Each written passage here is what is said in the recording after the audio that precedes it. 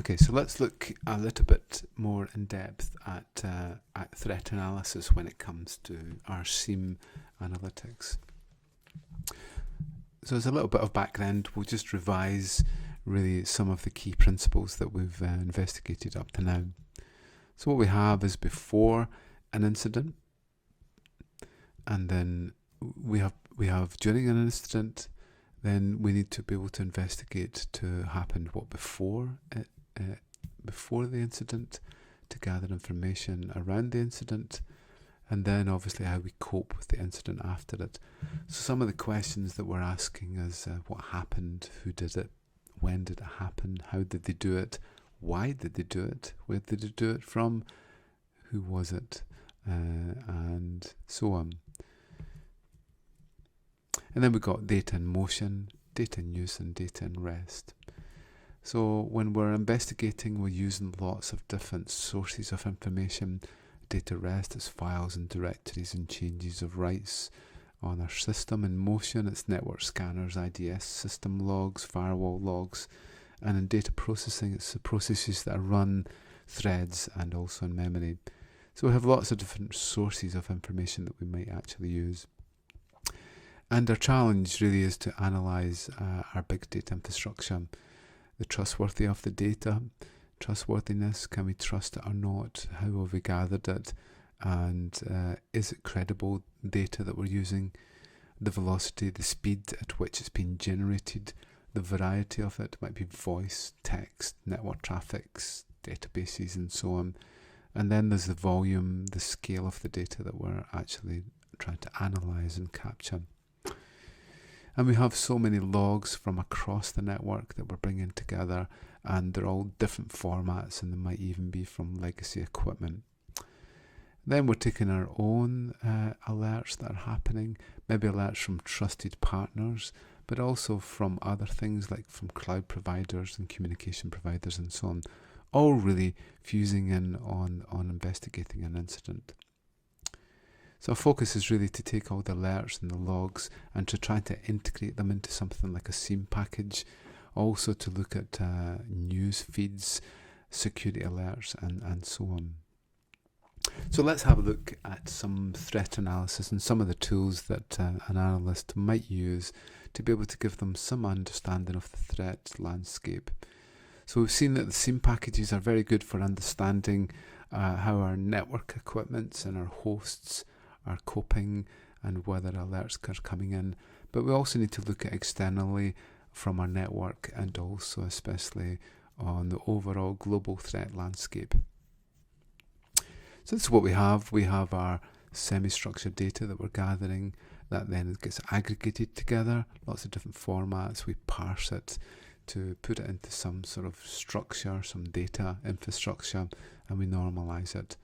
When we're analysing it or processing it, we put some context behind it, some external analytics or so on, and then we will process our data that we have, either through some sort of rule correlation, some standard rules of attack, statistical, looking at normality and abnormalities, and also we might prioritise certain events that happen.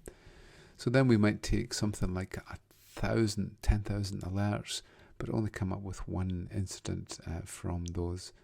And it's our SIEM package and our visualization that gives us this integration. So this is what a SOC or a Security Operations Center might look like. We have news feeds over here at which the analyst can actually see if there's anything happening in the world that might affect them. Over here we see possibly geographical information, some sort of external threat analysis, and then we might see some detailed information here. Again, it's fairly well color coded so that the analyst can actually see very quickly what's going on.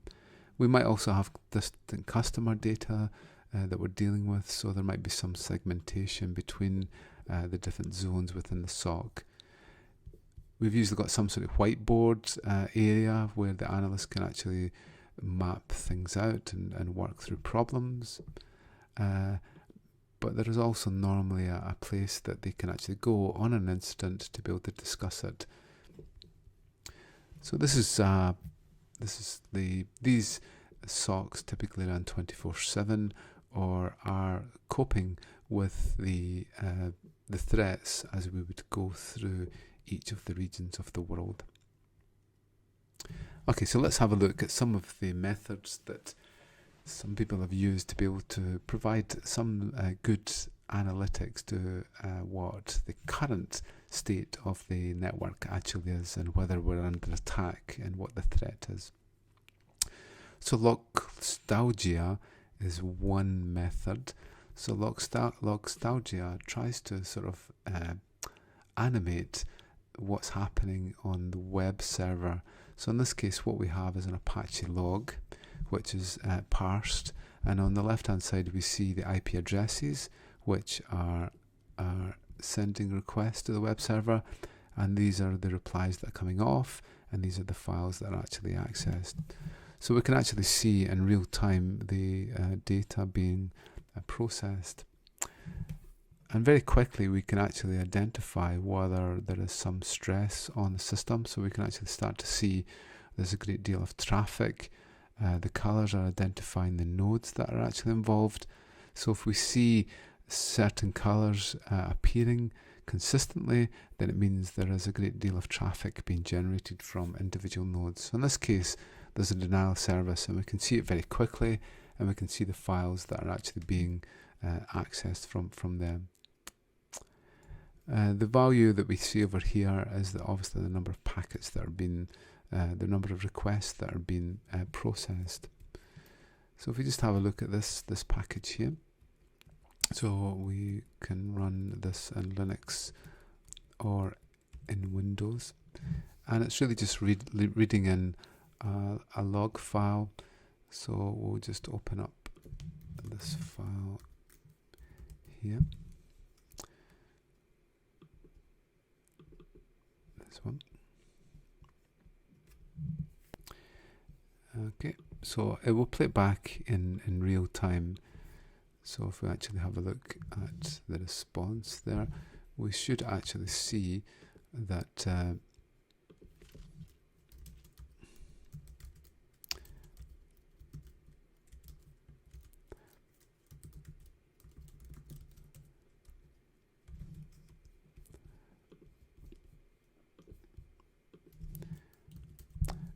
think we're actually accessing it here. So there's the IP address, and we're seeing the response code coming back.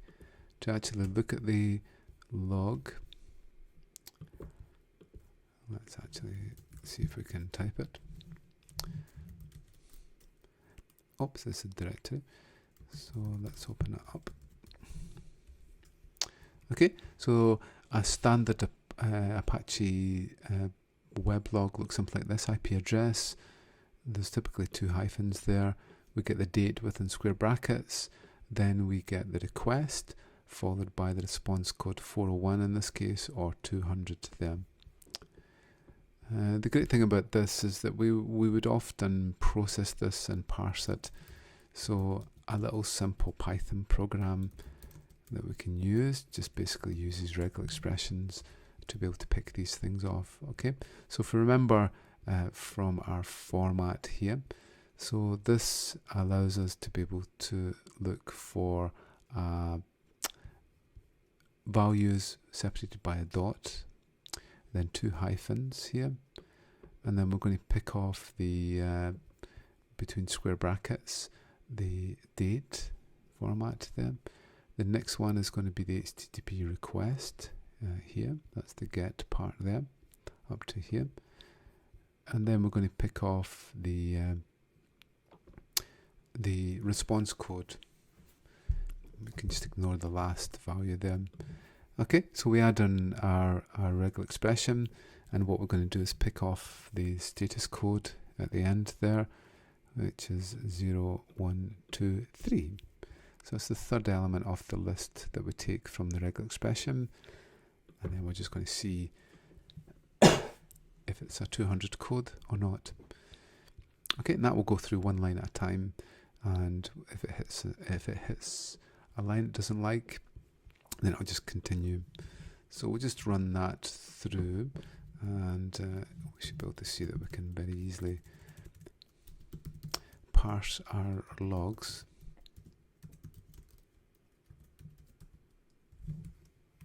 Okay, so in this case there's 627 200 codes in there. So we could do the same again, and then we can pick off things like gets and so on. We can pick off the date quite easily, as in the second field, and so on. Okay, so that's log stalgia.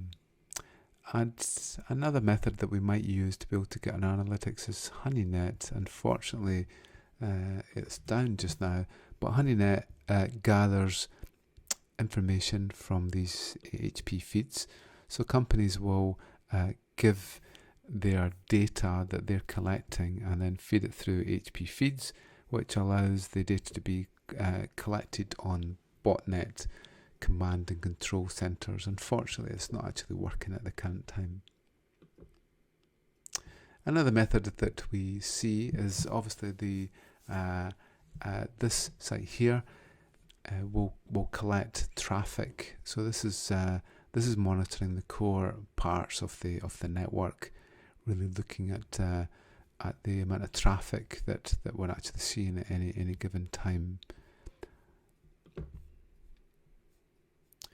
Okay, so these give the main traffic flows, and along with that we can actually analyze the attacks that we actually see from there, and the regions of the world which are causing most of the attacks. Trend Micro have an interesting one, and in this one we actually see the botnets, the command and control centers. So we can see here are ones here in red, but we also see the systems that they're actually attacking. So these are the blue regions there. We can actually see in this case there's a great deal of activity in the US there for attacks, and we can actually zoom in on the target of it. Along with that, we get some analytics around various trends about the number of, in this case, the number of botnet connections that have actually been generated, and then also the number of command and control servers for the last 14 days. So you see it's fairly consistent across. It's not increasing or decreasing. Okay, we can also look at things like spam maps of the world, and that gives us an idea of where the main traffic flows are actually being generated for spam.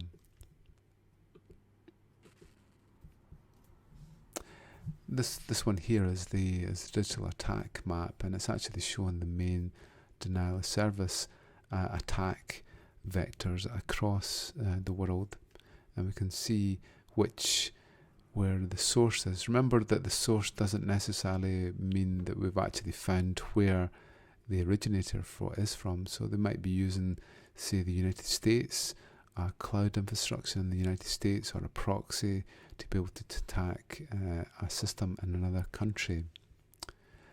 Okay, so this identifies really the main traffic flows that are actually involved, and we can actually analyze them in terms of things like the source port that's actually used within there. So we can see here it's port 80 for this one attack, and for this one over here we can see some destination ports there, and it gives us a certain classification for the denial of service attacks and how long it actually happened in there.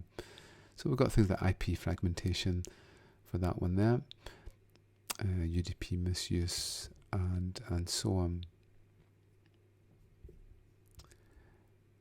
Okay, so we can look at the duration, we can look at the destination ports, and support 80 tends to be very popular, such as this one. This is a TCP SYN flood, and we see this one here is a UDP flood, and so on. So there are many TCP SYN floods that happen with inside denial of service. Okay, so the top one is the red one here is port 80 and 443. DNS can be a reflection attack, and that's defined in orange in this case. And then we get some other ones there. And the size of the denial of service is indicated by the dots. So this is a high throughput one here, 15 gigabits per second, where the thinner ones are much smaller, such as this one here. Okay, and we get lower rates here. Okay, so this one is 5 gigabits per second. Okay, we can see the source port is 443 in this case. It also gives us some interesting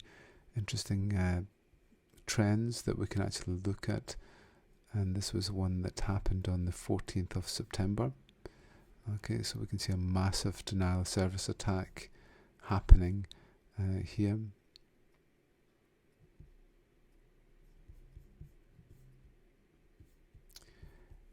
And then where there is most activity in terms of the countries. The State of the Nation one actually gives us some recording for each day, and the number of bots that it actually tracks, and it will actually indicate the number of attacks that has been at any given time.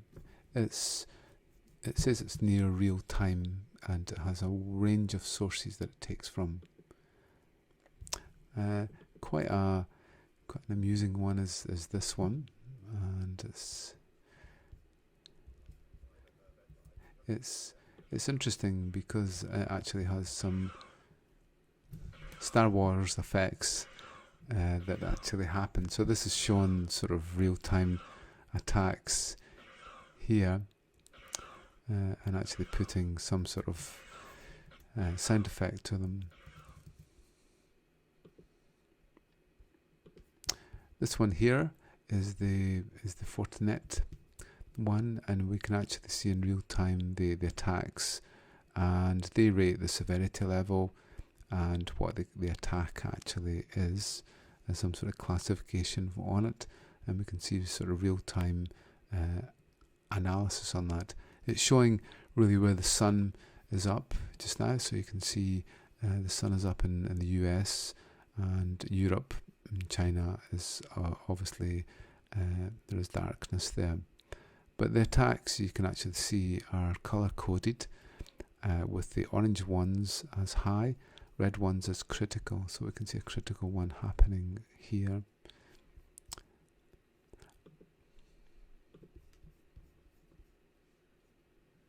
But probably one of the best ones is really the Norse Corp one, and it gives an excellent immersive environment and shows real-time analysis of our threat landscape across the world, especially focused on the main regions of the world that are causing problems, but also to identify the main ports that are being attacked.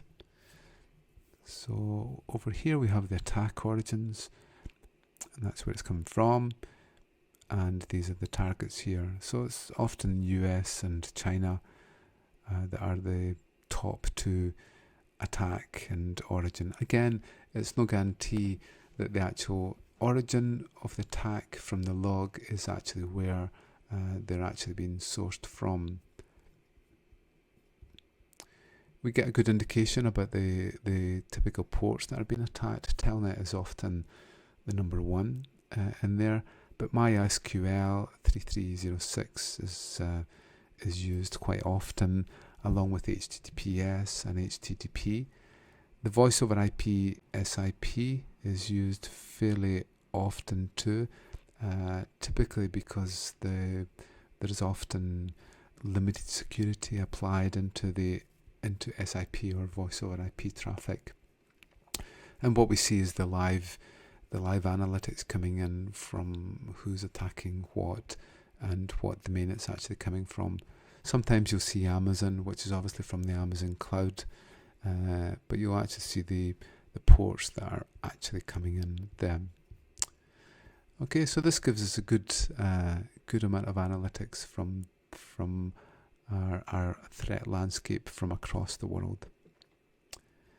And a good example of this was a denial of service attack that we see here.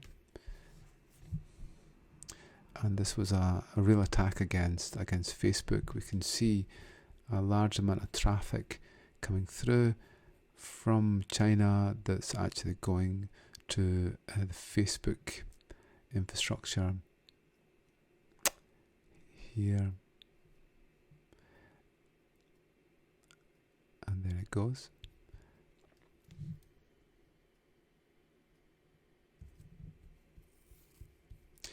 And finally, we see also other tools such as the Kaspersky tool, which will actually show us malware infections around the world. So our company can actually subscribe to services such as this, and what we can do is look at our own analytics inside our own hosts. The Kaspersky tool obviously focuses on hosts and end devices for infections and so on. Okay, so this has been an introduction to some of the analytics that we'd actually use inside our SIEM infrastructure.